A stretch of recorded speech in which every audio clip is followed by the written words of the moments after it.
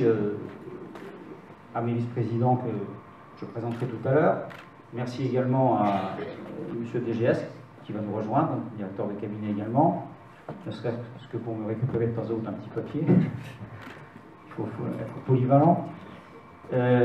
J'accueille M. le sous-préfet, et merci de sa présence, il est très présent sur notre territoire. J'accueille également Mme la procureure qui rentre dans la catégorie des gens qui ne connaissent encore pas tout à fait avec le président du tribunal de grande instance qui ne saurait, je crois, tarder, mais je m'en excuse par avance. Monsieur l'avocat général honoraire était également annoncé, je ne sais pas s'il est présent ce soir. Bien sûr, je n'ai pas manqué de repérer un certain nombre de conseillers régionaux, conseillères régionales d'ailleurs, conseillers généraux qui sont dans la salle, de maires, de présidents de communautés d'agglomération ou de communes, représentants des communautés d'agglomération ou de communes. Certains s'étant annoncés, d'autres non. Alors j'avais le nom d'André Partenay, je suppose qu'il est là pour le PIO Val d'Alzette, Pierre Hein, que j'ai vu, que j'ai croisé, donc je suis sûr qu'il est là. Et puis un certain nombre de personnes qui peut-être représentent des communautés, M. Snelzak, de Lutz, c'est là, Vincent Matélic, représente peut-être assez cet homme. Mais bon, voilà, cette salle est grande, elle peut contenir jusqu'à 500-600 personnes, donc tous ceux qui n'ont pas été cités auront une bonne occasion de m'engueuler à la fin de mon discours. Je crois qu'il y a également, alors je suis obligé de le citer, M. Gautika, qui est aujourd'hui maire de Boulanges. Lui, je le repère, puisqu'il a remplacé celui qui est encore mon député suppléant, Jackie Alimenti, que j'excuse avec beaucoup d'autres, parce que malheureusement, ils sont aujourd'hui, enfin malheureusement, heureusement, parce que c'est la démocratie, en train de reconstituer un syndicat mixte des eaux, parce qu'il y a un fusionnement, voilà, il faut revoter l'ensemble des présidents et vice-présidents. La démocratie continue pendant que nous nous exerçons à... Le maire du camp, j'en parlerai tout à l'heure. On sait le rôle qu'il joue, mais bien sûr, je le salue, puisque je l'ai aussi repéré au 3e rang. Il n'a pas fait comme notre ancien président, su se glisser jusqu'au 1er rang. Mais bon, c'est toute une technique. Voilà, donc, nous sommes dans la salle Victor Hugo. Victor Hugo, c'est un personnage. C'est un personnage qui s'est battu contre l'ordre social, l'ordre religieux de l'époque. C'est un personnage qui s'est battu contre la peine de mort. C'est un personnage qui s'est battu contre la misère. Je dis volontairement la misère et la peine de mort parce que, à l'époque, c'était très audacieux de se battre contre la peine de mort. Je dis cela parce que nous sommes effectivement arrivés à un moment important de notre histoire contemporaine où nous avons le sentiment d'être en guerre, disons-le clairement, en tout cas en ce qui me concerne, ayant fait un aller-retour à Paris la semaine dernière, j'ai eu le sentiment que les gens qui étaient dans le métro étaient tétanisés par la situation, plus que nous encore, parce qu'il y a là des concentrations de population qui font que tout le monde regarde tout le monde. C'est un moment difficile. Jean-Paul Guerquin l'a évoqué, je veux aussi en dire un mot, et peut-être élargir un tout petit peu le propos. Lorsque le Républicain Lorrain m'a interrogé, c'était il y a 15 jours, 3 semaines, il me demandait quel était l'événement qui me marquait dans l'histoire de l'homme. Et j'avais dit la Deuxième Guerre mondiale, le nazisme. Parce qu'effectivement, j'ai du mal à comprendre et à concevoir, et je pense que vous êtes nombreux comme moi, que des hommes les plus ordinaires aient pu produire la Shoah, l'élimination de millions d'individus parce qu'ils étaient communistes, juifs, handicapés, homosexuels, et j'en passe. Comment imaginer que des gens comme vous et moi, parce que c'est de cela dont il s'agit, nos voisins, ceux avec qui nous passons un jumelage, puisque nous sommes jumelés ici, nous avec une ville allemande, mais aussi d'autres communes voisines avec des villes italiennes, nous le sommes également. Comment imaginer que nous puissions atteindre un tel degré d'horreur et de terrorisme?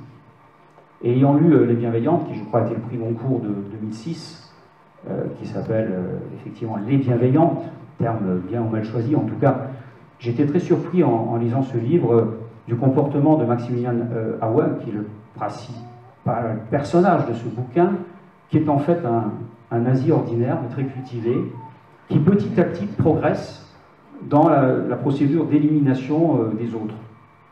Et on comprend mieux comment on est passé effectivement des Einsatzgruppen qui tuaient un par un les juifs, aux camions qui circulaient en étant plus efficaces, et ensuite aux camps de concentration. C'est assez effrayant tout ça.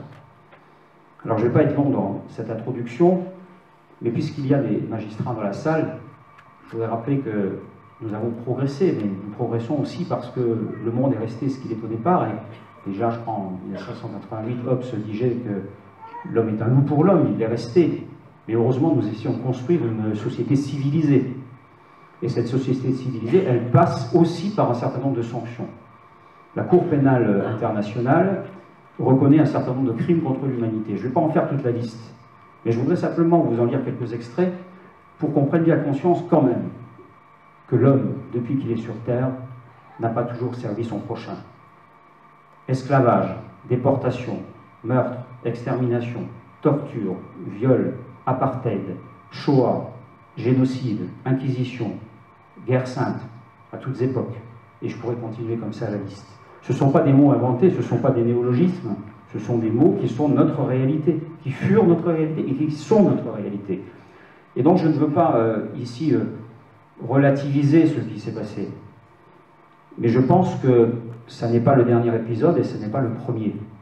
Et au-delà des manifestations qui se sont produites la semaine dernière et auxquelles nous avons toutes et tous participé dans un bel unanimisme, je crois qu'il faut que nous prenions conscience que nous devons construire constamment une société plus juste, plus égalitaire, pour que ce type de violence ne voit pas le jour. Parce que c'est dans l'inégalité que souvent ce type de violence voit le jour.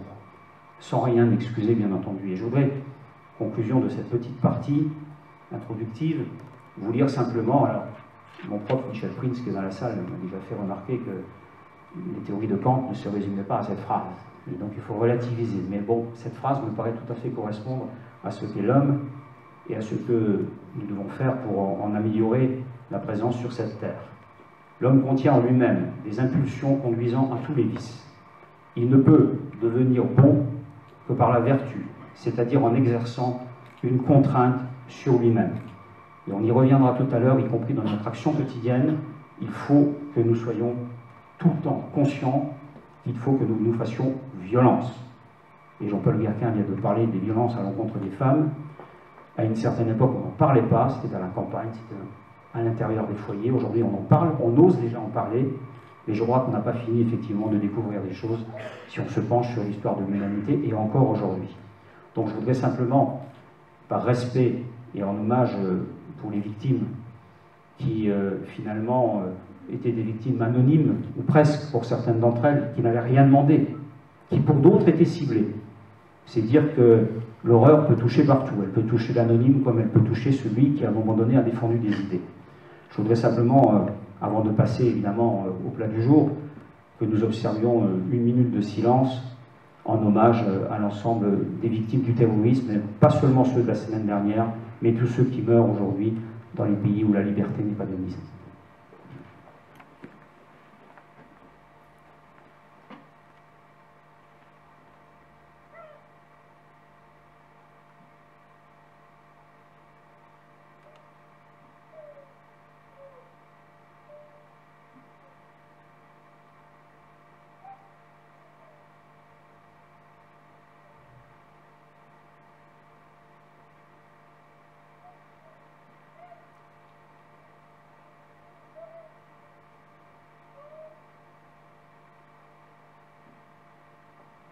Merci.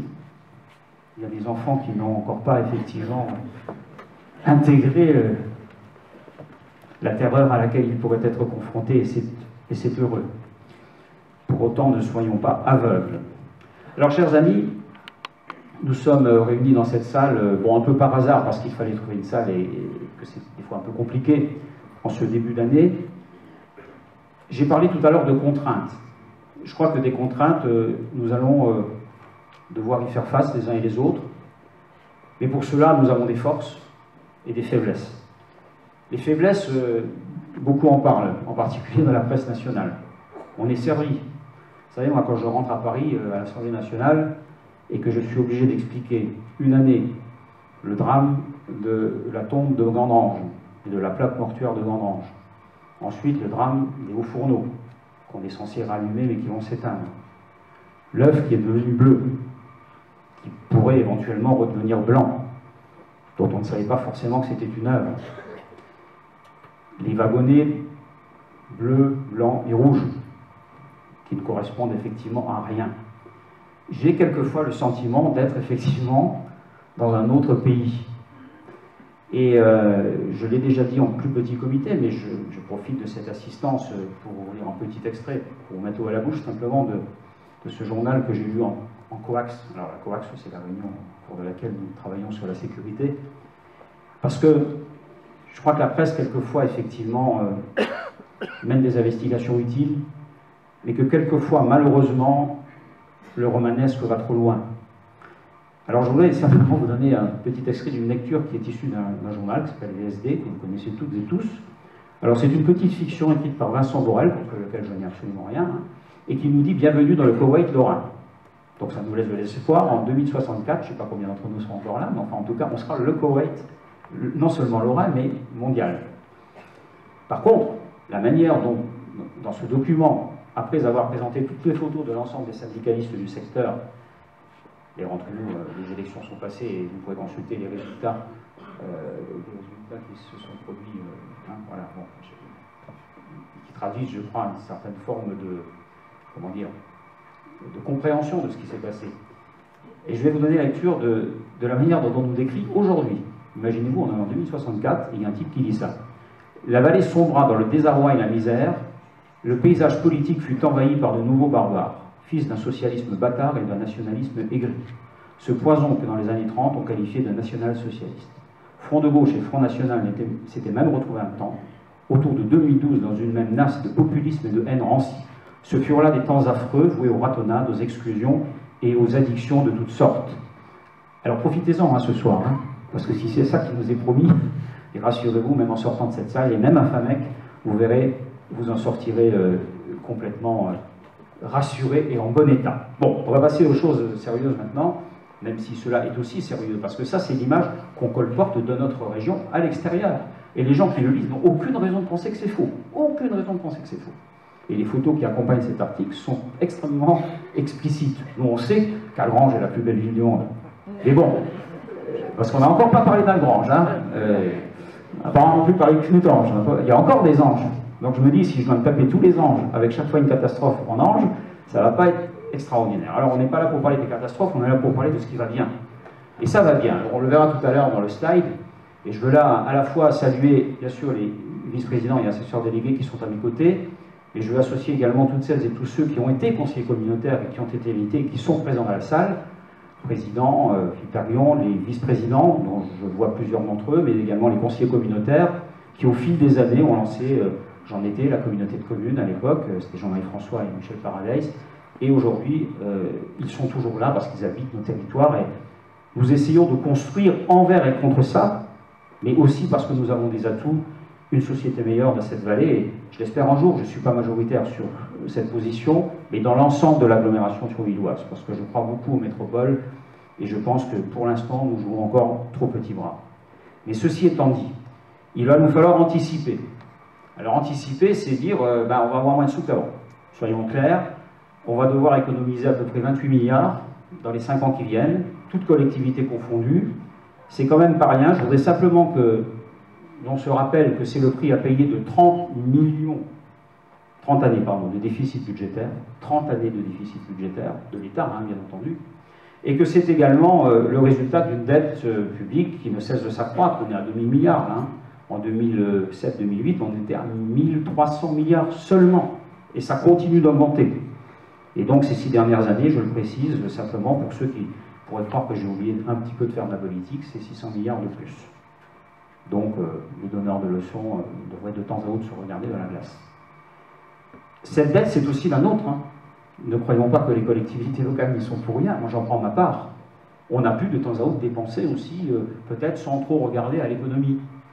Et c'est vrai qu'aujourd'hui, il va falloir qu'on serre la vis, il va falloir qu'on soit vertueux, comme le disait Kant tout à l'heure, il va falloir faire incontestablement des efforts. Pour autant, dans cette vallée, je le dis aussi, nous avons une chance, c'est d'avoir effectivement un fonds de péréquation, parce que ça existe dans ce pays, la justice sociale, un fonds de péréquation qui s'appelle le FPIC, qui va nous permettre de redistribuer à l'ensemble des communes, en 2015, 800 000 €, ce qui n'est pas rien. On va apporter à chaque commune, en plus de la dotation de solidarité communautaire qui est déjà de 700 000 euros à peu près, on va rajouter effectivement ces 800 000 euros en plus de la dotation de compensation. Donc retenez simplement que on a opéré cette petite modification qui jusqu'à présent faisait qu'on affectait ce fonds, qui est lié simplement au fait qu'on a beaucoup de ménages défavorisés dans cette vallée. Donc on est attributaire, on en bénéficie. Jusqu'à présent, on l'affectait à la petite enfance. On va prendre dans le budget habituel de la communauté d'agglomération de quoi faire la petite enfance, et on va redonner aux communes ce que la loi, normalement, a prévu de leur remettre. Donc, on va aider les maires. Il y a quelques maires, il n'y a pas que des maires, mais bon, en tout cas, on va aider les maires, parce qu'effectivement, la période est difficile. Et ce ne sont pas des petites sommes, je le dis, ça correspondra quelquefois, pratiquement, à la diminution de la DGF de l'État. Puisqu'on en parle beaucoup, elle diminue, eh bien, sachez que ces fonds de péréquation nous permettront de limiter les dégâts et quelquefois même de compenser en totalité. Voilà donc pour le premier point, le point de travailler à plus d'intégration communautaire pour que nous ayons un coefficient d'intégration fiscale plus important. Plus on prendra de compétences et mieux on s'en sortira. Dans le respect, évidemment, des négociations avec les collectivités locales, avec les communes, mais en tout cas, nous avons intérêt à augmenter notre coefficient d'intégration fiscale bien au-delà de ce qu'il est. Je devrais dire que d'autres communautés font la même chose en ce moment et même sont quelquefois en retard sur nous. Donc, allons-y et sans réserve. C'est notre intérêt collectif. Alors, nous sommes un territoire avec un certain nombre de compétences et je veux ici, simplement en 4 parties, vous les résumer, bien sûr assistés par ceux qui sont autour de moi.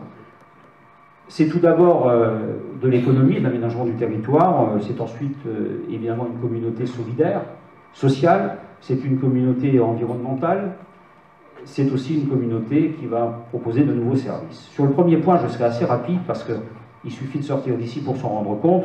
Nous avons des investissements importants réalisés sur les zones d'activité.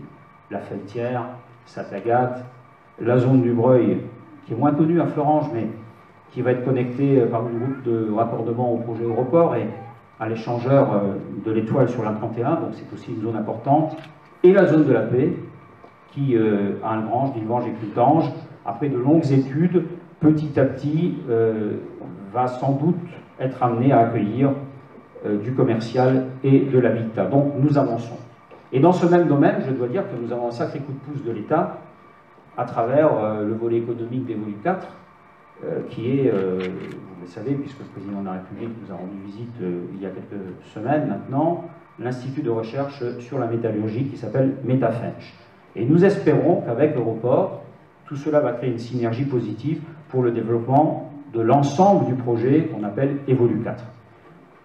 Alors j'en dirai pas plus parce que ceux qui ont assisté au vœu de Gérard Leonardi ont tout compris avec la loi d'Homme et je ne voudrais pas en remettre une couche n'étant pas moi-même mathématicien ni physicien. En tout cas, Gérard Leonardi, qui n'est pas là, mais qui est vice-président d'Europort, suit ce dossier avec assiduité. Ce qui nous paraît aussi important, c'est aussi une accélération qui sera rendu possible aussi si nous savons mobiliser des financements. Nous devons travailler sur l'image de nos centres-villes, sur une unité urbaine, sur le mobilier urbain.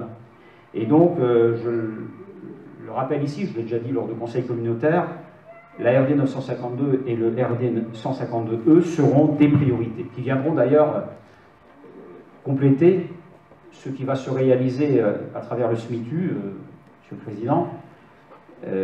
C'était un projet qui était un peu contesté à l'époque. Je me félicite aujourd'hui qu'il fasse une unanimité et consensus, puisque je crois qu'il est un peu parti de ce secteur ici.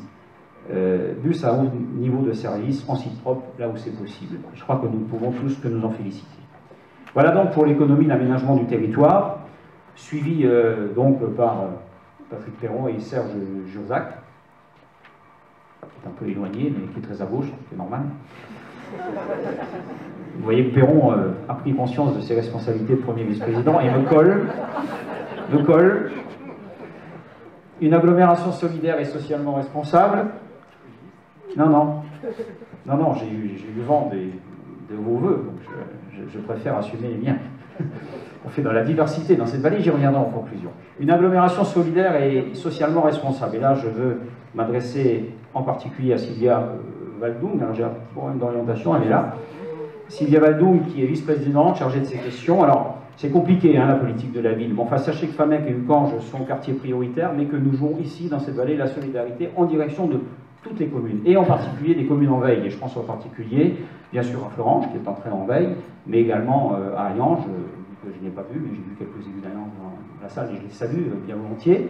Ils en seront également bénéficiaires, comme entre nous, je le dis, hein, ils seront aussi bénéficiaires. C'est une histoire quand même relativement conséquente, hein, de 150 000 € à peu près, hein, le FPIC. Je n'ai pas calculé, mais 150 000 €, ça fait beaucoup plus que les 0,2% de diminution de la taxe d'habitation qui est annoncée par le maire Vaillange. Hein. Comme ça, on passera rapidement. Hein. Bon. Donc, on peut tous faire la même chose. Voilà. On ne va pas parler de ce qui fâche, comme tu le dis, Serge. Voilà. Mais je ne m'adressais pas à toi. Mais tu as raison d'assister lourdement.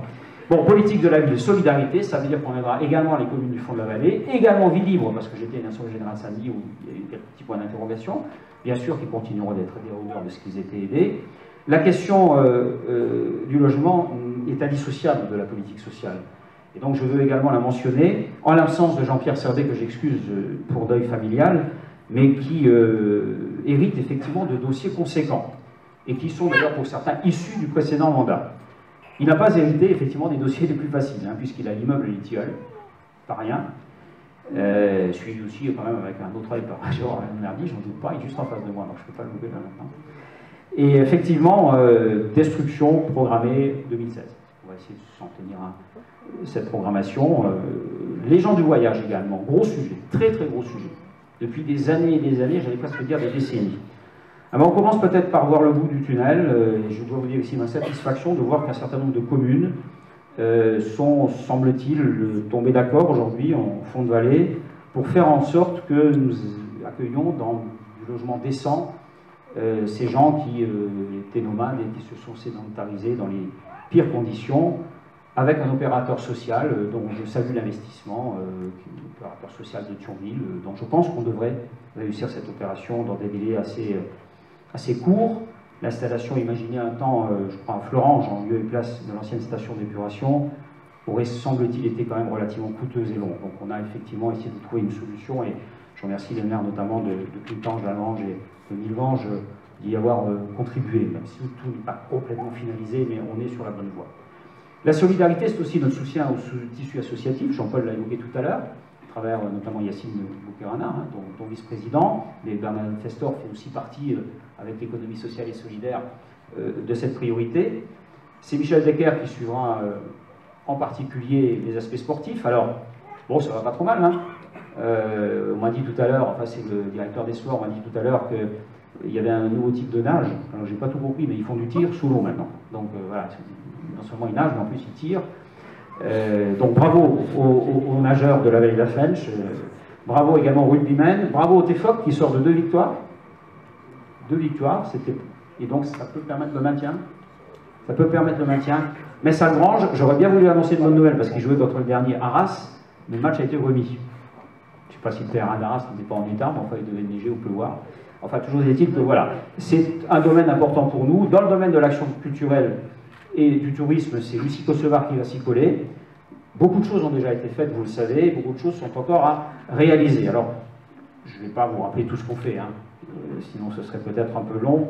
Je veux simplement ici mettre le doigt sur le gueulard. Tout à l'heure, vous aurez une petite démonstration de quelques musiciens locaux, parce qu'on a des gens qui sont salariés à la communauté d'Aglo, mais qui sont également musiciens. Donc pour faire des économies, on leur a demandé de jouer. Alors quand je dis qu'il faut faire des économies, le Gueulard Plus a quand même coûté un peu d'argent. Donc tant qu'à faire, ils répètent au Gueulard Plus, ils peuvent venir jouer gratos ici, hein, sans heures supplémentaires. Enfin bon, Lucie Kosevar a quand même du boulot, parce qu'il faut que le Gueulard Plus devienne une référence dans cette vallée, mais au-delà, puisqu'il ne se réalise pas à Thionville, où on avait cette crainte à un moment donné qu'il y ait une concurrence, donc c'est une excellente chose. Je pense qu'on peut même porter l'image et l'excellence du Gueulard Plus au-delà de la frontière, si on est bon. En tout cas, ça me paraît pas trop mal parti. Ça viendra en complément de toute notre action touristique que je veux souligner ici, bien sûr U4, mais également Musée des Mines de Fer, le président tout à l'heure, Jardin des Traces, Parc communautaire, piscine Ferralia, c'est 180 000 visiteurs en 2014. C'est un gros sujet, hein, le tourisme. On aura l'occasion d'en reparler, on est catégorie 1, on est très bon, on donne beaucoup d'argent, donc c'est normal qu'on soit bon, mais il y en a d'autres qui voudraient être meilleurs que nous, en particulier, je crois, du côté de Thionville, et qui se verrait bien comme étant le pôle central du tourisme, et nous on deviendrait satellite. Alors on va continuer de discuter, on n'a pas forcément vocation à devenir satellite, mais je pense qu'il faut qu'on trouve un bon accord effectivement dans le cadre de ce syndicat mixte qui doit voir le jour et auquel tient le président du conseil général. Nous avons des atouts à faire valoir, nous sommes d'accord pour participer à cette grande agglomération sur l'Illoise, mais il ne faut pas effectivement qu'on nous dessaisisse de ce que nous faisons de mieux déjà aujourd'hui. Nous sommes également une agglomération, alors je vais jeter les fleurs, hein, vertueuse, agréable et éco-responsable. C'est pas moi qui l'ai écrit ça, mais bon, c'est bien dit. N'est-ce pas, monsieur Medves et n'est-ce pas, monsieur Serbet, puisqu'il en faut deux pour mener à bien ces tâches, ça n'est pas rien. Pour le premier, ce sera d'abord le passage de la taxe d'enlèvement des ordures ménagères à cette fameuse redevance incitative. Ça ne va pas être facile. C'est vrai que ça applique le principe quasi constitutionnel du pollueur-payeur, donc c'est bien dans son principe, mais il va falloir expliquer tout ça à la population. Donc comme on a déjà fait beaucoup de réunions, il va falloir que tu tapes tout seul tes réunions en direction de la population, et là on ne sera pas forcément là pour t'aider, donc tu devras convaincre, mais sur un sujet très concret. Je me félicite également du transfert du dépôt, puisqu'on a mangé de la galette. Ils sont là les gens du dépôt? Vous êtes là, quelques-uns? Depuis qu'ils ont mangé la galette? Ah si, non, moi, il a digéré la galette, donc voilà, ils sont là. Et donc, on est allé manger la galette chez eux l'autre jour. Vous savez, ça commence par dater. C'est d'ailleurs, excuse-moi de te reciter, Gérard, on était un des plus anciens élus hein, de la vallée. C'était Sirom. Et donc, les locaux sont effectivement un petit peu anciens. Donc, on va rentrer chez l'ex-entreprise Micro-Est. Ils auront des conditions de travail, je pense, optimales. C'est un des premiers dossiers que Jean-François Mendes a traité, et je crois qu'il l'a traité avec pertinence. Par ailleurs, et là c'est Fabrice qui va s'y coller, il va falloir effectivement entreprendre encore des travaux colossaux dans la continuité de ce qui a déjà été fait pour la Fench, à la fois sur le site de la platinerie, et là il faudra bien qu'à un moment ou un autre on arrive à discuter avec les élus de la commune centre, parce que je ne vois pas comment on peut faire des travaux sur cette rivière si on ne discute pas avec les élus qui ont été désignés dans cette commune. Donc je lance un appel du pied ici pour qu'ils nous répondent. Que fait-on? De même qu'il faudra bien sûr travailler avec l'entreprise Tata Steel. Il y a là un enjeu industriel sur lequel je ne m'exprimerai pas aujourd'hui, mais j'ai l'occasion de suivre ce dossier en tant que député, et le préfet a visité il y a quelques jours l'entreprise. Mais en tout cas, il va falloir qu'on travaille également évidemment sur les incidents de pollution qui peuvent se produire. On en a connu un cet été. En matière d'urbanisme, c'est Moreno Brizzi qui s'y colle. Hein, bon, je ne vous les ai pas présentés, vous les connaissez de toute façon, hein, c'est le maire de Nilvange. Voilà, qui devra à la fois, bien sûr, poursuivre le travail que nous faisions déjà d'instruction des permis. Je rappelle que c'est quand même une commune qui délivre les permis. Mais je veux rajouter que nous allons être service d'instruction pour d'autres, et en particulier pour la CCTHVH, si André Partenay est là, il pourra le confirmer, on va effectivement largement y participer. Et puis il y a un gros dossier, c'est le plan intercommunal d'urbanisme. Et ça va faire débat, bien entendu. Moi je rappelle simplement, et ça c'est le législateur qui s'exprime, que la loi Allure a quand même prévu qu'en avril 2017, tout ça s'imposera. Mais là aussi on est dans est-ce qu'on subit ou est-ce qu'on anticipe. Moi, je suis plutôt partisan que nous anticipions. Enfin, il faudra le faire intelligemment pour qu'aucune commune ne se sente lésée dans le cadre d'un SCOT qui est lui-même déjà assez contraignant. Mais bon, on devrait normalement y arriver. Enfin, j'arrive, pour terminer, au nouveau service à la population. Alors, une nouvelle maire qui va s'y coller, Clara Lambourg, qui est... vous voyez qu'on a 3 femmes, hein, parmi les... Je le dis parce que c'est pas vrai partout. Si vous tournez un petit peu ici et là, vous constaterez qu'on est peut-être dans le top. Là. Je veux éliminer aucun homme, hein, rassurez-vous. Il me regarde un peu de travers, hein, mais on a effectivement 3 vice-présidentes, et je m'en félicite. Pour la petite enfance, avec Carla Lambourg, que je connais depuis longtemps, dont je ne doute pas une seconde qu'elle saura pleinement s'investir sur ce dossier. D'ailleurs, elle fait tellement fort qu'aujourd'hui, elle ouvre la souris verte à Neufchef. Vous voyez, au moment des vœux. Donc, sachez-le, la souris verte est ouverte aujourd'hui. On ne pouvait pas faire mieux. Bon, j'oublie pas pour autant les petits patapons à Nilvange, auxquels j'ai déjà rendu visite, avec Myriam Pellin, qui m'y a accompagné. Je ne suis pas un grand spécialiste de ces questions, mais ce qui a été fait là est bien. Alors, il faudra aller plus loin.